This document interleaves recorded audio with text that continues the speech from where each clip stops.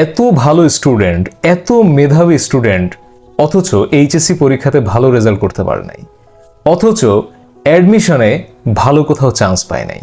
এই কথাগুলো প্রত্যেক দিন আমাকে শুনতে হয়, কারো না কারো কাছ থেকে, কোনো না কোনো গার্ডিয়ান বা কোনো না কোনো স্টুডেন্টের কাছ থেকে শুনতে হয়। নিশ্চয়ই আপনাদেরও আশেপাশে এরকম কথা অহরহ বা আপনার নিজেকেও হয়তো বা কখনো না কখনো শুনতে হয়েছে। তো এখানে আমার একটা কথা আছে, কথাটা হচ্ছে আপনি ধরেন সারা বছর স্টাডির পিছনে প্রচুর পরিশ্রম করেছেন, ধরেন আপনি রাত দিন পরিশ্রম করেছেন, সেই ক্ষেত্রে হয়তোবা এক্সামে আপনার রেজাল্ট ভালো করার পসিবিলিটি অনেকটাই বেশি। কিন্তু এর মানে এই নয় যে আপনি সারা বছর প্রচুর পরিশ্রম করলেই আপনি যে এক্সাম হলে গিয়েও আপনি একটা ভালো রেজাল্ট নিয়ে আসতে পারবেন, বিষয়টা কিন্তু এমন না। কারণ এক্সাম হলের ব্যাপারটা টোটালি ডিফারেন্ট। আপনি সারা বছর পড়াশোনা করেছেন, আপনি অনেক মেরিটোরিয়াস স্টুডেন্ট, অনেক মেধা আপনার ভিতরে আছে, অনেক লেটেন্ট ট্যালেন্ট আপনার ভিতরে আছে, আর এক্সামে আপনি ভালো একটা রেজাল্ট করেছেন বা ভালো কোথাও চান্স পেয়েছেন, এই দুইটা বিষয় টোটালি ডিফারেন্ট। বিকজ এক্সাম হলে অনেক কিছুর পরীক্ষা হয়, অনেক ধরনের টেস্ট আপনার উপর করা হয়। যেমন আপনার টেম্পারমেন্ট টেস্ট হতে পারে, আপনার নার্ভাসনেস টেস্ট হতে পারে, আপনার ইগো টেস্ট হইতে পারে, আপনার অ্যাঙ্গার টেস্ট হইতে পারে, আপনার টেম্পটেশন টেস্ট হইতে পারে, এবং সবচেয়ে বড় যেটা সেটা হচ্ছে আপনার টাইম ম্যানেজমেন্ট নিয়ে টেস্ট হইতে পারে। সো এই বিষয়গুলো নিয়ে আমি একটু ডিটেইল আজকের এই ভিডিওতে কথা বলতে চাই। যেমন আমি যদি প্রথমে বলি আপনার টেম্পারমেন্ট টেস্টটা কিভাবে হয় এক্সাম হলে, দেখেন আপনি কোশ্চেনের এই মাথা থেকে ওই মাথা পর্যন্ত ধৈর্য সহকারে প্রত্যেকটা কোশ্চেন মনোযোগ সহকারে পড়তে পেরেছেন কিনা, টেম্পারমেন্ট ধরে রেখে এই মাথা থেকে ওই মাথা পর্যন্ত ঠিকমতো পড়ে কোশ্চেনগুলো বুঝতে পেরেছেন কিনা, এটা কিন্তু একটা টেস্ট।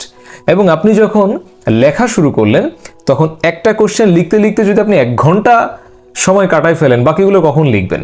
বা একটা কোশ্চেন লিখতে লিখতে আপনি যদি পরের কোশ্চেন সম্পর্কে আপনার সমস্ত আইডিয়া আপনি ভুলেই যান, তাহলে কি হলো? আপনার টেম্পারমেন্টটা কিন্তু এখানে যাচাই হলো যে আপনি টেম্পারমেন্ট ধরে রাখতে পারছেন কিনা। একটা সৃজনশীল ধরেন আপনি 7টা সৃজনশীল লিখবেন বা আপনি 5টা সৃজনশীল লিখবেন, এবং আপনার ধৈর্য রক্ষা করে আপনি সৃজনশীলগুলো ঠিকমতো শেষ করে আসতে পারতেছেন কিনা, বা এমসিকিউগুলো 100টা এমসিকিউ আপনি ঠিকমতো A to Z পড়ে দাগায় আসতে পারতেছেন কিনা, এখানে একটা বড় ধরনের টেম্পারমেন্ট টেস্ট করা হয়।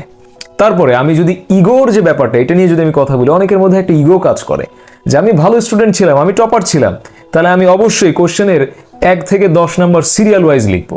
না, এই কাজটা করা যাবে না।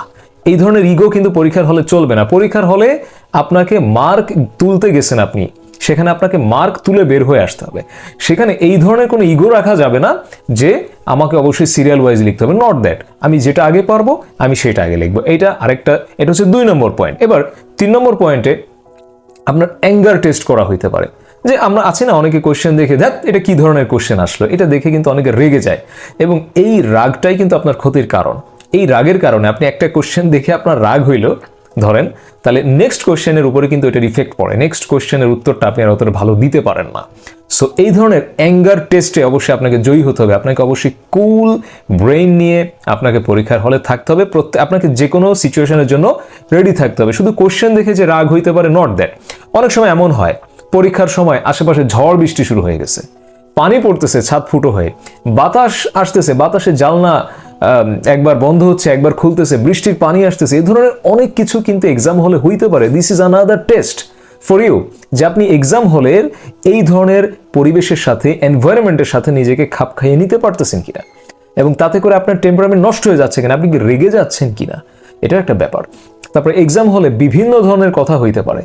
আপনার পাশে যারা পরীক্ষা দিচ্ছে এরাও অনেকভাবে আপনাকে ডিস্টার্ব করতে পারে, খাতা দেখে লিখতে চাইতে পারে, বা অনেক সময় পরীক্ষার হলে যারা গার্ডে থাকেন তারাও বিভিন্নভাবে কথা বলতে পারেন নিজেদের মধ্যে। সো সব ধরনের সিচুয়েশনের জন্য আপনাকে রেডি থাকতে হবে, এনভায়রনমেন্টের সাথে মানিয়ে নিতে হবে। এটা হচ্ছে নাম্বার 3। এই বিষয়টা কিন্তু মনে রাখতে হবে যে আপনার এনভায়রনমেন্টের সাথে আপনি ঠিকমতো মানিয়ে নিতে পারতেছেন কিনা। দেন আসে নাম্বার 4, যে আপনার নার্ভাসনেসের একটা টেস্ট হয় কিন্তু এক্সাম হলে। কিভাবে? আপনি পরীক্ষা দিতে যাওয়ার আগে সারা রাত ঘুমাইতে পারেন নাই, আপনি ভয় পাচ্ছেন এক্সামে কি আসবে না আসবে, কি লিখবো না লিখবো, টাইমের মধ্যে শেষ করতে পারবো কিনা, এই যে নার্ভাসনেসটা। তারপরে এক্সাম হলে ঢুকে কোশ্চেন দেখে আপনি নার্ভাস হচ্ছেন, তারপরে বারবার আপনি ঘড়ির দিকে তাকাচ্ছেন যে সময়ের মধ্যে শেষ করতে পারবো কিনা, বিভিন্নভাবে নার্ভাস হচ্ছেন। বা টিচার এসে আপনাকে কোনো একটা ভয় দিল যে কেউ দেখাদেখি করবে না, এতেও তো আপনি নার্ভাস হইতে পারেন। সো নার্ভাস হওয়া যাবে না। এক্সাম হলে কিন্তু আপনার নার্ভাসনেসেরও একটা টেস্ট নেওয়া হয় যে আপনি নার্ভাস হয়ে পড়েন কিনা। This is another test. Then আরেকটা বড় টেস্ট হচ্ছে আপনার টাইম ম্যানেজমেন্ট। যে আপনি টাইমের মধ্যে সৃজনশীল কোশ্চেন, সিকিউ, এমসিকিউ এইগুলো আপনি ঠিকঠাক মতো টাইমের মধ্যে সুন্দর মতো লিখে আসতে পারতেছেন কিনা। দেখা যাচ্ছে আপনি প্রথম 2 ঘন্টা বসে 2টা সৃজনশীল লিখলেন, আর লাস্টের 20 মিনিট বসে আপনি আরও 2টা সৃজনশীল লিখলেন, এটা তো হইল না। সো আপনাকে প্রপারলি টাইম ম্যানেজমেন্ট করতে হবে, যাতে প্রত্যেকটা কোশ্চেনে আপনি ইকুয়ালি টাইম দিতে পারেন এবং আপনার মেরিট অনুযায়ী আপনি যা যা পড়ে আসছেন তার 100% আপনি কখনোই এক্সামে দিতে পারবেন না, এটা আপনাকে মেনে নিতে হবে। এখানে কোনো ইগো কাজ করবে না। সিরিয়াল ওয়াইজও আমি লিখতে পারবো না, আমি ফুললি যা পড়ে আসছি তার কমপ্লিটলি আমি ইমপ্লিমেন্ট করতে পারবো না এক্সাম হলে, এই বিষয়টা আমাকে মাথায় রেখেই কিন্তু এক্সাম হলে যাইতে হবে। 100% কখনোই আপনি ইমপ্লিমেন্ট করতে পারবেন না যতটুকু আপনি পড়ে আসছেন। রিটেনে আপনি 100% লিখতে পারবেন না যা যা আপনার মাথার মধ্যে ছিল বা যে সমস্ত ডাটা আপনি পড়ে আসছেন, 100% কখনোই আপনি এফোর্ট দিতে পারবেন না। এটার জন্য কিন্তু আপনাকে রেডি থাকতে হবে। দেন আরেকটা টেস্ট নেওয়া হয় এক্সাম হলে, সেটা হচ্ছে আপনার টেম্পটেশনের test. Right, temptation. What is temptation? এই বিষয়ে কি বলা যায়, যেটা হচ্ছে এমন হইতে পারে যে আপনি কোশ্চেনের শুধু প্রথম পার্টটা দেখছেন, প্রথম পার্টটা দেখে আপনি ঝাঁপায় পড়ছেন লেখার জন্য, কিন্তু সেকেন্ড পার্ট কিন্তু আপনি পারেন না। সো কি হইলো, পুরো কোশ্চেনটা নষ্ট হয়ে গেল এবং আপনি ফুল মার্কস অ্যান্সার করতে পারলেন না। এই জন্য টেম্পটেড হওয়া যাবে না। আপনার কোশ্চেনের এই মাথা থেকে ওই মাথা পর্যন্ত আগে ভালো করে পড়তে হবে যে কোন কোন কোশ্চেন্সগুলা আপনি ফুললি অ্যান্সার করতে পারবেন। কারণ আপনি কিন্তু এক্সাম হলে গেছেন মার্ক উঠানোর জন্য, বারবার আমি বলতেছি মার্ক তোলার জন্য আপনি এক্সাম হলে গেছেন। সো এইখানে আপনি টেম্পটেড হওয়া যাবে না শুরুতেই। আগে আপনি 2 মিনিট, 3 মিনিট, 4 মিনিট, 5 মিনিট সময় নিয়ে আগে সমস্ত কোয়েশ্চেন্সগুলো পড়বেন যে ফুললি অ্যান্সার করতে পারেন কোনগুলা।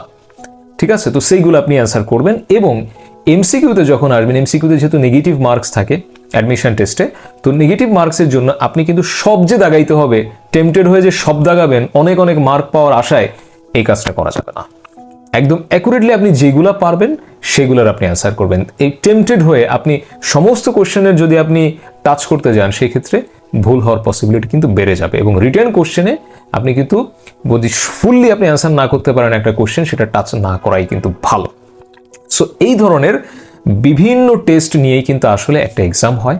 এক্সামটা কিন্তু অনলি আপনার মেধার পরীক্ষা না।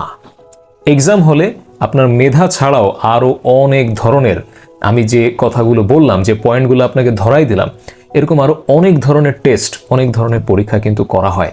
এক্সাম হলটা কিন্তু অনলি আপনার মেধার পরীক্ষা না, বারবারই বলছি। সো যারা মেধাবী আছেন তারা তাদের মেধাকে তো কাজে লাগাবেনই, তার পাশাপাশি আমি যে পয়েন্টগুলো তুলে ধরলাম, যেমন নার্ভাসনেস, তারপরে ইগো, তারপরে টেম্পটেশন, তারপরে টেম্পারামেন্ট, তারপরে টাইম ম্যানেজমেন্ট, এই যে ব্যাপারগুলো, এই যে পয়েন্টগুলো আমি ধরিয়ে দিলাম, এই পয়েন্টগুলোর উপরেও কিন্তু আপনাকে ফোকাসড হইতে হবে এবং এই সবগুলোকে কম্বিনেশন করে এবং আপনার মেধা কম্বিনেশন করে আপনি আলটিমেটলি পরীক্ষায় ভালো করতে পারবেন।